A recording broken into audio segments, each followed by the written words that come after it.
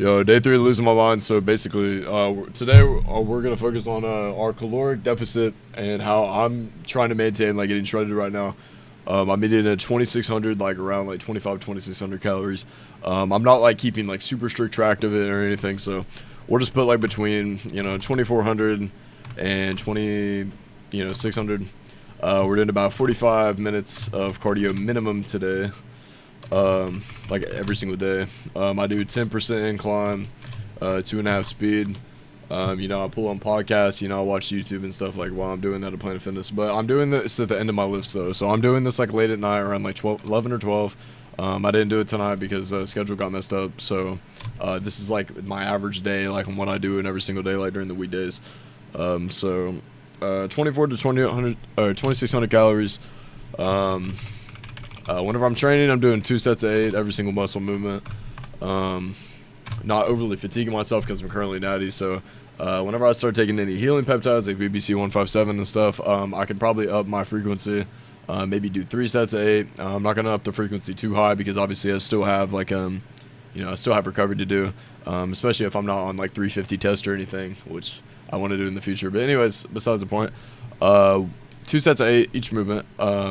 Today I had back and by, for example. So 2 by 8 each muscle group. And I'm doing back and by like I'm doing Arnold split right now. So whenever I'm doing chest and tri back and by, I'm alternating between back and by, so I'm not overly fatiguing that muscle group. So like my recovery time, obviously I'm gonna wait like a minute or a minute and a half between sets.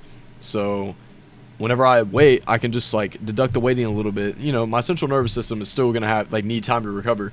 But regardless, like I'm switching muscle groups, so I'm not overly fatiguing that muscle, and then I can go right back to my back, for example. I hit back. I did like a set today. Waited a little bit, did another set. So I did my 2 by 8, got it out of the way. And then my next movement was like a row movement. But no, I need to do curls before I do that row movement because I get to switch it up and I get to not fatigue my back too quick because obviously my lats were already engaged from the previous pull down movement I had. So that's what I'm doing. I'll alternate muscle groups. So like one muscle group 2 by 8, switch to next one after rest period complete. And for example, let's go down to like digestion. This is gonna be short and brief, very quick. Digestion, 15-minute walks after you eat, and all that good stuff. That's obviously good for your digestion. If anyone has like problems like taking a shit, they can't, digestion is bad. They want to take laxatives or just some type of acid or have a digestion shake in the morning. Look up the digestion shake. Watch what Lucas Ego Lifts puts in his digestion shake. I'm telling you, watch that dude all the time. My digestion doesn't really have a problem, dude. I'm not gonna lie, TMI. I literally shit like 3 or 4 times a day. Currently right now, anyways. And like I'm doing like a little bit of like the cardio is helping my digestion because I'll eat and then do cardio like later that night. So I'm not like my cardio is not like with my lifting session. So I can count that as like a little bit of digestion. But anyways, I do 15-minute intervals like separately. Anyways, when I eat hibachi in the morning, or not morning, like around noon, like 12 to 1. I'll go to the gym right after because I'm off like 2 cups of rice and an entire thing of chicken. So like my satiated carbs are like completely good. So then I'm just gonna lift after that and then do my 15-minute digestion walk before I lift because I'm not really fatigued. On my digestion walks, I actually bump the speed down to 2 miles per hour instead of 2.5 that I did last time.